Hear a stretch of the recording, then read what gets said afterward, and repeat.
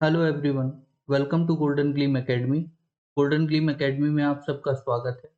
हमारी एक सीरीज चल रही है जिसके अंदर में हम उत्तराखंड का बजट 2026-27 डिस्कस कर रहे हैं। आज उसका ये थर्ड लेक्चर है।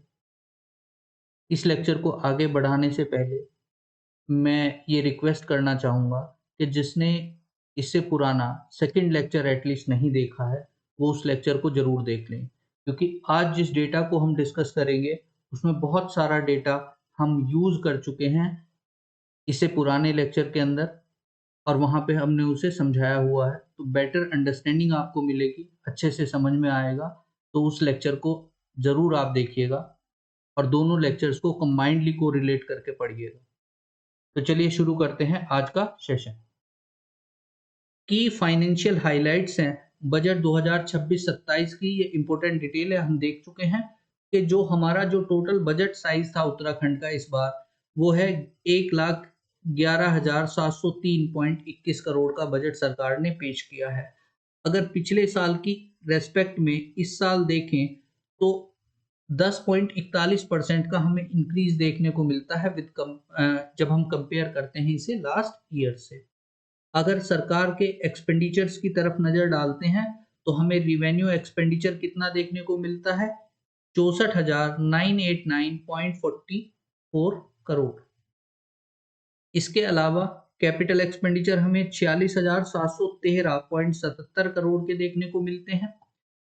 इसके अंदर में कैपिटल आउटले, कैपिटल एक्सपेंडिचर का ही पार्ट है, 18,152.73 करोड़ देखने को मिलते हैं। तो ये कुछ इंपॉर्टेंट एक्सपेंडिचर हैं, ये डेटा इंपॉर्टेंट है, सरकार ने अलग से दिखाया है। बाकी हमने टेबल के अंदर में भी इसे देख लिया है। अलग से दिखा रखा है तो इम्पोर्टेंसी लेवल इसी बात से पता चल जाती है। इसके अलावा सरकार को जो पैसा प्राप्त हुआ है उसको अगर ध्यान रखें तो टोटल रिसिप्ट सरकार कितनी करने वाली है? 1,10,143.12 करोड़ रुपए सरकार को मिलने वाले हैं टोटल। जिसमें से रिवेन्यू रिसिप्ट को आप देखते हैं तो 67,525.77 रिवेन्यू रिसिप्ट होगी और कैपिटल रिसिप्ट को आप देखते हैं 42,617.35 करोड़ रुपए का कैपिटल रिसिप्ट देखने को मिलेगा। नेक्स्ट पर आते हैं।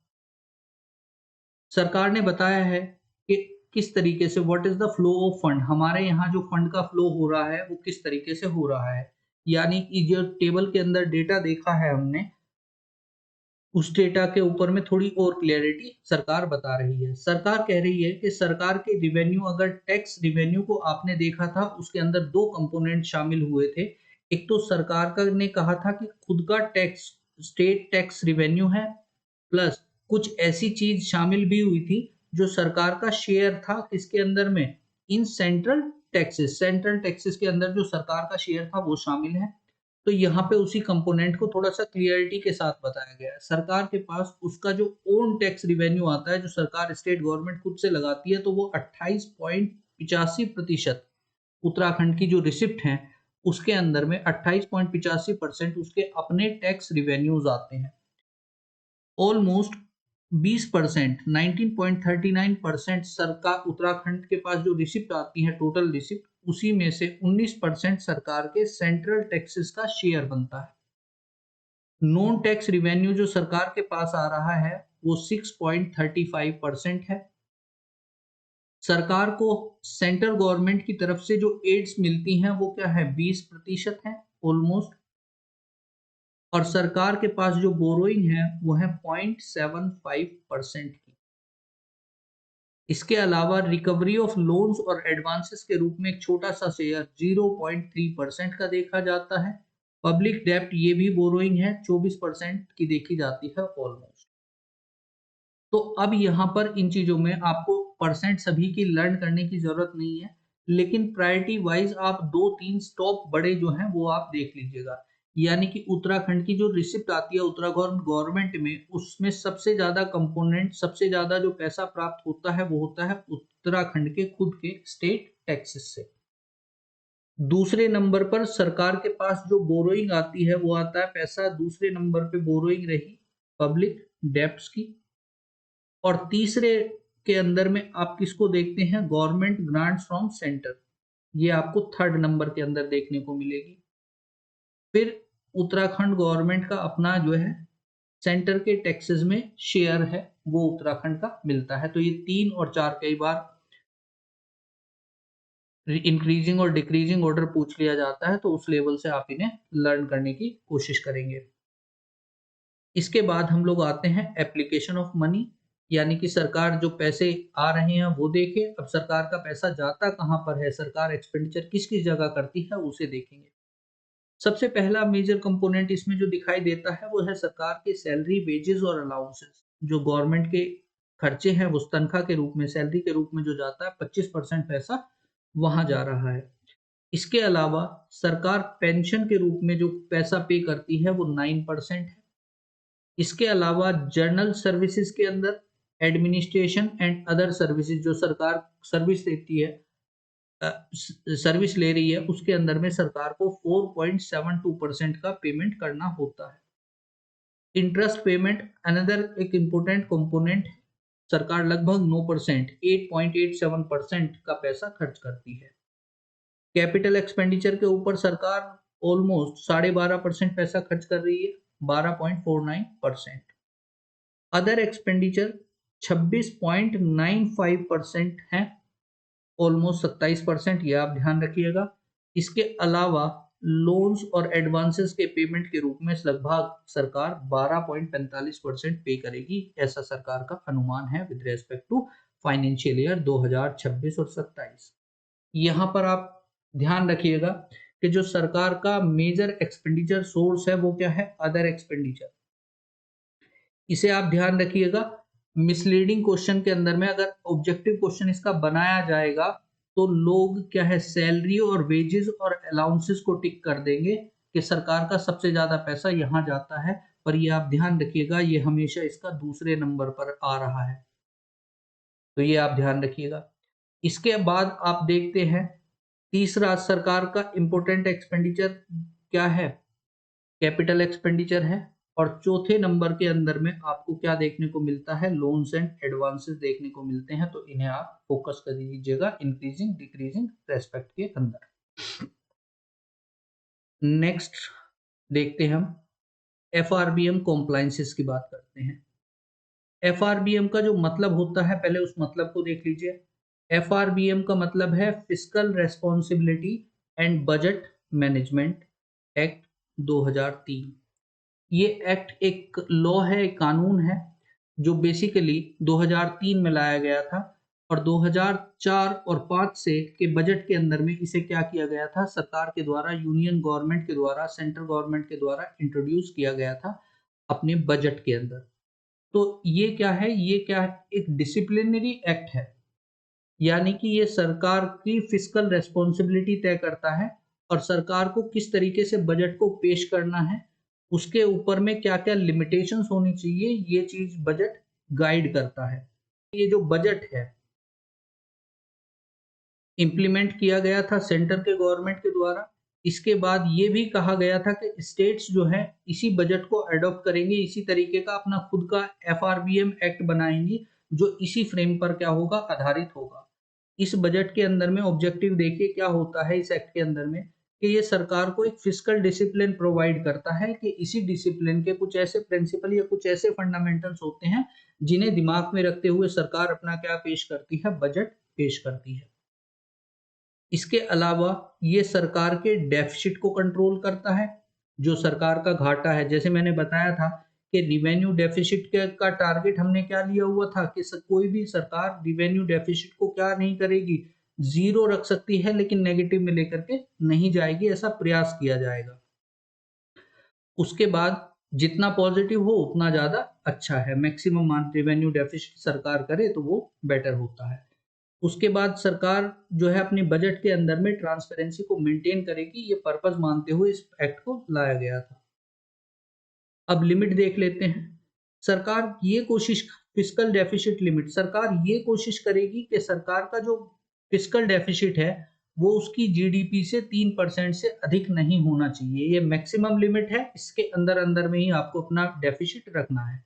मैंने पहली क्लास के अंदर, इससे पहली क्लास जो थी उसके अंदर आपको बताया था कि गवर्नमेंट क्या करती है, हमेशा जितना पैसा रिसिप्ट का होगा उससे ज्यादा सरकार क्या करेगी, एक्सपेंडिचर करेगी, इंडियन गवर्नमेंट एक्सपेंडिचर करेगी। क्यों? क्योंकि जितना सरकार एक्सपेंडिचर करेगी उतना ही ज्यादा सरकार क्या करेगी, ग्रोथ देखेगी।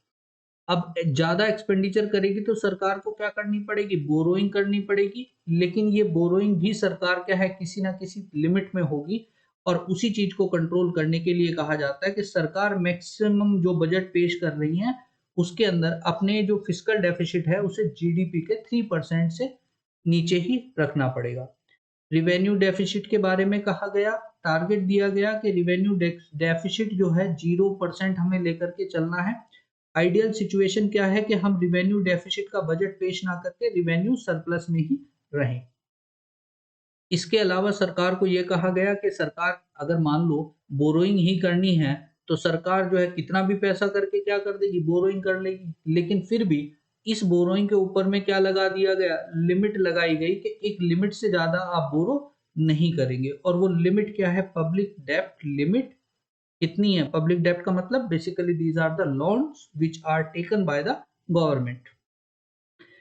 तो हमारी जो मैक्सिमम जीडीपी है, इंडियन जीडीपी, उसका 60% तक हम लोग क्या कर सकते हैं, बोरो कर सकते हैं, ऐसा एफआरबीएम एक्ट कहता है। और ये जो 60% की लिमिट है ये ओवरऑल लिमिट है, यानी कि इसमें सेंटर और स्टेट दोनों मिलकर के इतना बोरो कर सकते हैं। ये स्टेट एक नहीं, यानी कि सेंट्रल गवर्नमेंट प्लस भारत के जितने 28 राज्य हैं वो सब कुछ मिला करके इंडियन जीडीपी का 60% तक बोरो कर सकते हैं। इस 60% के अंदर में सेंट्रल गवर्नमेंट कितना बोरो कर पाएगी, मैक्सिमम 40%। हर बार ये मैक्सिमम 40% नहीं रखता, हो सकता है सरकार कितना कर ले, 35% सेंट्रल गवर्नमेंट कर ले और बाकी 25% जो नेशनल जीडीपी है उसका स्टेट गवर्नमेंट कर ले, बाकी सभी मिलकर के। तो ये सब कुछ है। इसके अलावा स्टेट्स को कहा गया कि बैलेंस आप 20 से 25% तक स्टेट्स बोरो करेंगी। और आमतौर पर जितना स्टेट्स बोरो करती है वो लगभग 32 से 33% ऑफ देयर स्टेट जीडीपी इतना सरकार बोरो करती है, स्टेट गवर्नमेंट इतना बोरो करती है। तो उत्तराखंड के रेस्पेक्ट में कुछ बातें बताई गई थी कि उत्तराखंड के अंदर जो बजट पेश हुआ है उसमें एफआरबीएम जो कॉम्प्लाइंसेस हैं, जो गाइडलाइंस है, जो टारगेट हैं, क्या वो मेट हुए हैं।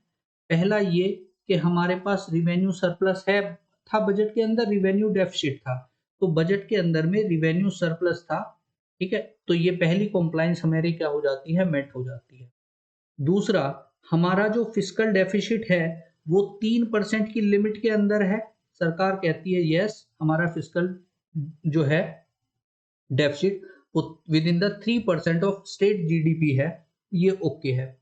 उसके बाद हमारी जो पब्लिक डेब्ट्स हैं वो कितनी हैं, वो स्टेट जीडीपी का 32.50% की लिमिट के अंदर है। The answer is yes. तो यानी कि उत्तराखंड बजट के अंदर जो एफआरबीएम कॉम्प्लाइंस हैं वो सरकार ने मीट किए हैं।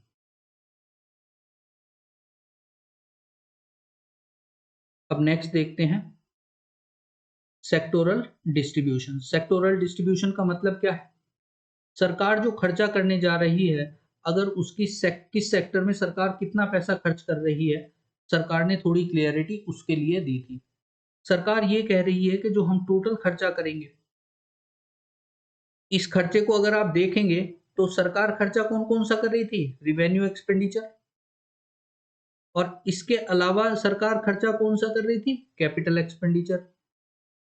वो कहाँ कहाँ किए जाएंगे, रिवेन्यू एक्सपेंडिचर। और मैं बात करता हूँ कैपिटल एक्सपेंडिचर की। अगर कैपिटल एक्सपेंडिचर में केवल खर्चा जो लगेगा, इसमें जो जुड़ा हुआ है केवल वो खर्चा है जो हमारा कैपिटल आउटले के रूप में हमने देखा था। प्लस और क्या थे, लोन्स का रिपेमेंट था, यानी कि बोरोइंग का पार्ट था। तो बोरोइंग तो यहाँ है ही नहीं, सरकार उस पैसे को खर्च नहीं कर रही है। यानी कि अब सेक्टर वाइज देखें तो सरकार ने कितना पैसा खर्च किया है इन दो आइटम्स के ऊपर, यानी कि ये आप टोटल करेंगे तो इसके आसपास ही पाएंगे। सरकार का जितना रिवेन्यू एक्सपेंडिचर होगा, जितना सरकार का कैपिटल आउटले होगा, 18,152 पॉइंट समथिंग था। तो वो जो एक्सपेंडिचर है, ये रिवेन्यू एक्सपेंडिचर सरकार का 64,789 पॉइंट समथिंग था। तो ये जो अमाउंट है इन दोनों का आपको टोटल करेंगे तो 84,000 के आसपास ये अमाउंट बैठेगी, उतनी ही अमाउंट ये है।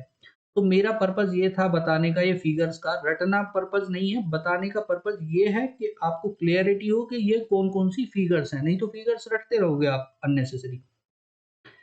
सरकार कहती है कि ये जो हम एक्सपेंडिचर करने जा रहे हैं 3305 करोड़ रुपए, हम लोग इसमें से किसको दे देंगे, अपनी लोकल बॉडीज को दे देंगे, जो पंचायत वगैरह हैं, लोकल बॉडीज हैं, उसमें खर्च कर देंगे और वो इसे अपने एक जो डेवलपमेंट प्लान्स है अपने अकॉर्डिंगली खर्च करेगी।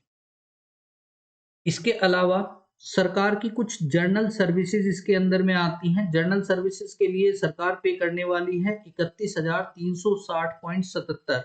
इसके अंदर में सरकार की एडमिनिस्ट्रेटिव एक्सपेंसेस आ जाते हैं। एडमिनिस्ट्रेटिव एक्सपेंसेस जैसे आप यहाँ पे देख लीजिए कि जो जर्नल सर्विस है सरकार की, उसके अंदर में सरकार का अपना एडमिनिस्ट्रेशन, पुलिस, पेंशन वगैरह, सैलरी, यानी कि जो गवर्नमेंट के रनिंग कॉस्ट हैं वो इसके अंदर में इंक्लूड हो जाती हैं। वो सारे खर्चे इसके अंदर शामिल हैं। सरकार 31,360 करोड़ रुपए उसके अंदर खर्च करेगी। इसके अलावा कुछ सरकार पैसा खर्च करने वाली है सोशल सर्विस के ऊपर। ये सोशल सर्विस क्या है, पब्लिक वेलफेयर सर्विसेज हैं, यानी कि सरकार हेल्थ पर, सरकार एजुकेशन पर, वेलफेयर स्कीम्स के अंदर कितना पैसा खर्च करेगी, उन्हें कहा जाता है सोशल सर्विस। इन सर्विसेज का बेसिकली फोकस होगा ह्यूमन डेवलपमेंट। उसके बाद इकोनॉमिक सर्विस का मतलब क्या है, सरकार जो है इकोनॉमिक एक्टिविटीज को सपोर्ट करने के लिए जो पैसा खर्च करेगी, एग्रीकल्चरल सब्सिडीज देगी, रोड्स बनाएगी, इंफ्रास्ट्रक्चर क्रिएट करेगी। तो ये जो सर्विस होती हैं ये ग्रोथ एंड डेवलपमेंट सेक्टर के अंदर में आती हैं, इकोनॉमिक सर्विस इन्हें बोला जाता है। ग्रांट टू लोकल बॉडीज, जिसके अंदर में सरकार ने कितना पैसा खर्च किया था, 3305 करोड़ रुपए का खर्चा कर रही है। ये सरकार वो फंड है जो सरकार पंचायत को, यूनियन लोकल बॉडीज को, अर्बन लोकल बॉडीज को क्या करेगी, प्रोवाइड कराएगी, यानी कि इसका पर्पज होता है डिसेंट्रलाइजेशन ऑफ पावर। तो ये सरकार की कुछ सर्विस है। सरकार सोशल सर्विस के अंदर में जो पैसा खर्च करने वाली है वो है 29,126.23 करोड़ रुपए। इकोनॉमिक सर्विसेज के अंदर में क्या है, 19,350.18 करोड़ सरकार खर्च करने वाली है। ये मेंस के लिए आपको वैल्यू एडिशन लाइंस मैंने कोट की हैं, आप उन्हें देख सकते हैं। जो सरकार का सेक्टोरल एलोकेशन उत्तराखंड बजट के अंदर में, ये जो रिफ्लेक्ट कर रहा है सरकार की एक बैलेंस्ड अप्रोच है towards administration, social welfare and economic development. यानी कि जो सेक्टोरल एलोकेशन है ये सरकार का ये चीज दिखा रहा है कि सरकार का फोकस एडमिनिस्ट्रेशन के अलावा सोशल वेलफेयर भी है, साथ साथ इकोनॉमिक डेवलपमेंट भी है। आप इकोनॉमी के अंदर में इसको यूज कर सकते हैं। उसके बाद जो उत्तराखंड की जीडीपी की बात करते हैं, ठीक है, स्टेट जीडीपी। स्टेट जीडीपी के अंदर में एक ही फिगर इंपॉर्टेंट है, अगर फिगर को आप देखते हैं तो ये फिगर इंपॉर्टेंट आती है,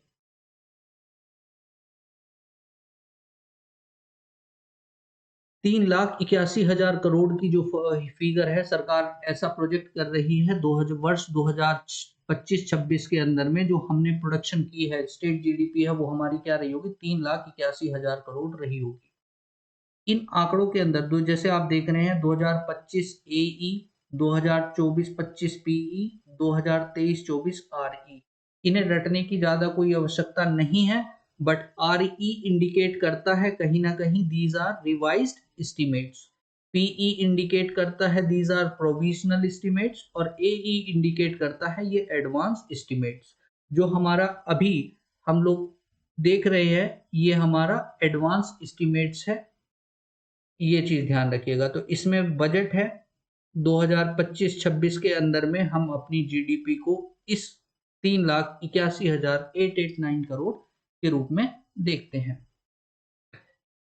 इसके अंदर एक चीज और देखिएगा, ऑलमोस्ट उत्तराखंड की जो जीडीपी है वो हर बार क्या कर रही है, एक इंक्रीज कर रही है, थोड़ा थोड़ा इंक्रीज उसने किया। लेकिन एक ईयर ऐसा था जहां पर जीडीपी उत्तराखंड की क्या हुई थी, रिड्यूस हुई थी, वो था 2020 और 2021। इसी के टाइम पे आपने क्या देखा था, कोविड देखा था। तो कोविड के चलते उत्तराखंड की जीडीपी आई थी, और उसी ईयर के बाद से हम जीडीपी के अंदर में क्या कर रहे हैं, कंटिन्यूअस ग्रोथ देख रहे हैं। तो वैल्यू एडिशन फॉर मींस आप देखिए, उत्तराखंड ने जो शो किया है, एक स्टडी इंक्रीज शो किया है अपनी ग्रॉस स्टेट डोमेस्टिक प्रोडक्ट के अंदर में, जो रिफ्लेक्ट करती है कि उत्तराखंड के अंदर एक sustainable economic growth and development देखा जाता है। अब यहाँ पर मैं आपको GSDP का थोड़ा सा मतलब बता दूं। हालांकि ये एक इकोनॉमिक्स का कॉन्सेप्ट है, बट फिर भी मैं आपको छोटे से एक इसका ओवरव्यू दे देता हूं। पहली बात, यहाँ पर 3 चीज देखिए। Total value of goods and services produced within the state, ये क्या होती है? स्टेट GDP होती है। यहाँ पे आता है गुड्स एंड सर्विस। 3 चीज देखिएगा, यानी कि जो भी स्टेट्स एंड गुड्स हो या सर्विस हो जो भी प्रोड्यूस की गई विद इन द स्टेट, यानी कि ये क्या है? एक टेरिटोरियल कॉन्सेप्ट है। उत्तराखंड की टेरिटरी के अंदर में जो भी प्रोडक्शन की गई है, चाहे वो प्रोडक्शन गुड्स की हो चाहे वो प्रोडक्शन सर्विसेज की हो, उसकी अगर आप टोटल वैल्यू को निकालेंगे तो वही क्या है? ग्रॉस स्टेट डोमेस्टिक प्रोडक्ट है। अब यहाँ पर वैल्यू का फोकस जरूर कीजिएगा। इस वैल्यू के अंदर में, जैसे मैं इसका डिफरेंस क्या है, इसका मतलब अगर आप समझिए कि मैं कहता हूं मैंने 100 AC बना दिया, अगर मैंने 100 AC बनाए तो ये भी मेरी क्या है? GDP है। मैं कहता हूं मैंने 5000 चेयर बना दी, ये भी मेरी क्या है? GDP। जब और भी इस तरीके से मैंने बहुत सारे आइटम्स बनाए होंगे, लेकिन इन सभी आइटम्स को अब मैं दिखाना चाहूं कि मैंने कितना प्रोडक्शन किया है, तो बहुत लंबी लिस्ट होती है।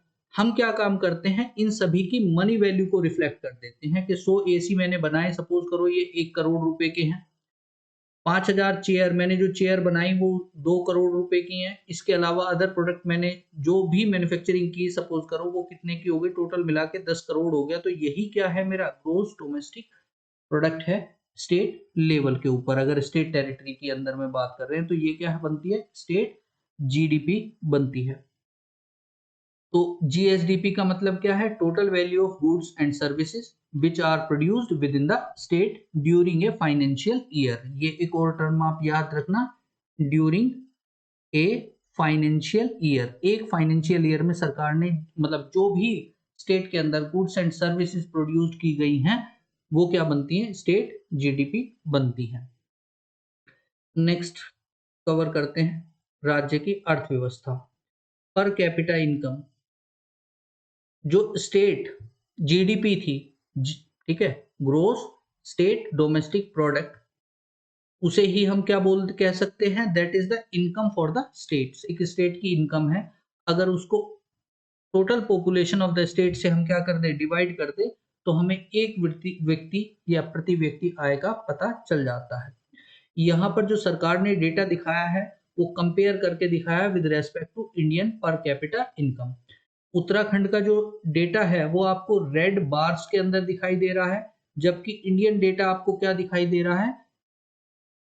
ब्लू बार्स के अंदर में दिखाई दे रहा है। आप ये देखिए कि हर ईयर के अंदर में ऑलमोस्ट पर कैपिटा इनकम रेड बार की ज्यादा है, यानी कि उत्तराखंड की जो पर कैपिटा इनकम है वो हमेशा ऑन एन एवरेज जो इंडियन पर कैपिटा इनकम है उससे क्या रही है? ज्यादा रही है। अब करंट ईयर के अंदर में आप ये देखिए 2025 और 26 करंट के अंदर में ये फिगर्स आपको इंपॉर्टेंट देखने को मिलती है। अगर मैं देखूं 2025 और 26 के अंदर में, तो उत्तराखंड के अंदर में जो प्रति व्यक्ति आय है वो 2,73,921 रुपए है, यानी कि उत्तराखंड का एक पर्सन ऑन एन एवरेज 2,73,921 रुपए साल भर के अंदर कमाता है। जबकि यही अगर मैं इंडियन पर्सन के रेस्पेक्ट में देखूं तो 2,19,575 आता है। ये आप ध्यान रखिएगा। पिछले 3 सालों के कंपैरिजन भी आप देख सकते हैं। अगर पूछा जाए कि कितनी इंक्रीज हुई है पिछले साल के कंपैरिजन में, तो पिछले साल जो उत्तराखंड की थी 2,50,736 है। आप कंपेयर करके इनका डिफरेंस निकाल सकते हैं। अब ये पर कैपिटा इनकम है, यानी कि प्रति व्यक्ति आय है, ये क्या हो रही है? रेगुलर उत्तराखंड की इंक्रीज हो रही है। तो यहां से एक बात पता चल रही है कि उत्तराखंड के अंदर में जो पर पर्सन आय है, पर कैपिटा इनकम है, वो क्या कर रही है, इंक्रीज कर रही है। अगर किसी की इनकम इंक्रीज करेगी तो वहां पर आपको क्या देखने को मिलेगा, स्टैंडर्ड ऑफ लिविंग क्या है उनका, इंक्रीज कर रहा होगा, ऐसा माना जाता है। जो राइजिंग पर कैपिटा इनकम है उत्तराखंड के अंदर, ये अपने आप में रिफ्लेक्ट करती है कि यहाँ इंप्रूव कर रहा है living standards and economic progress of the पर पर्सन, यहाँ पर क्या हो रही है, इंक्रीज हो रही है। राज्य की अर्थव्यवस्था पर अगर इस बजट को अलग एंगल से देखें तो उत्तराखंड के अंदर में जो जीडीपी के अंदर में कंट्रीब्यूटर होते हैं वो 3 सेक्टर्स होते हैं। प्राइमरी सेक्टर के अंदर में हम एग्रीकल्चर और एलाइड एक्टिविटी, उससे जुड़ी हुई जो एक्टिविटीज हैं उसे इंक्लूड करते हैं। जैसे एग्रीकल्चर हो गया, फॉरेस्ट्री हो गया, फिशरीज हो गया, इसे हम इंक्लूड करते हैं। प्राइमरी सेक्टर के अंदर अगर उत्तराखंड की जीडीपी हम देखते हैं तो प्राइमरी सेक्टर का कंट्रीब्यूशन हमें क्या देखने को मिलता है, लोएस्ट कंट्रीब्यूशन देखने को मिलता है। इट इज बिलो देन 10%, 10% से कम भी आपको देखने को मिलता है। ये प्रीलिम्स के अंदर में आपको एग्जैक्ट फिगर याद होनी चाहिए, बट आप लो और मोर देन इस तरीके से मेंस के अंदर में क्या करेंगे, अपने आप आंसर को राइट कर सकते हैं। तो इट इज बिलो 10%, लोएस्ट देखने को मिलता है, इट इज बिलो देन 10%। उसके बाद जो दूसरा सेक्टर आता है सेकेंडरी सेक्टर। सेकेंडरी सेक्टर क्या करता है, जो प्राइमरी सेक्टर होता है उसी पर बेस्ड, इसी के आउटपुट को, जो एग्रीकल्चरल प्रोडक्ट होती है, फॉरेस्ट्री होती है, इन्हीं से को रॉ मटेरियल के तौर पर यूज करते हुए क्या बनाता है, मैन्युफैक्चरिंग करता है, कंस्ट्रक्शन करता है, इलेक्ट्रिसिटी बनाता है, उस सेक्टर को हम लोग बोलते हैं सेकेंडरी सेक्टर। सेकेंडरी सेक्टर का कंट्रीब्यूशन उत्तराखंड स्टेट के अंदर में, स्टेट जीडीपी के अंदर में मीडियम लेवल पर देखा जाता है। 40%, ऑलमोस्ट 40%, 39.95% जो है सेकेंडरी सेक्टर कंट्रीब्यूट करता है उत्तराखंड की जीडीपी के अंदर। टर्शरी सेक्टर की बात देखें, इस सेक्टर को क्या बोला जाता है, सर्विस सेक्टर भी बोला जाता है। इसके अंदर में आता है tourism, transport, banking, education, health, इसी के अंदर में आता है, इंश्योरेंस भी इसी के अंदर आता है। और ये उत्तराखंड के अंदर हाईएस्ट कंट्रीब्यूटर है उत्तराखंड की जीडीपी के अंदर, and it is contributing more than 50% in the Uttarakhand state GDP. तो ये हम लोगों ने कवर कर लिया। आज के लिए इतना ही। Hope you will like the session. That is all for the day. Take care. Bye bye. Good day.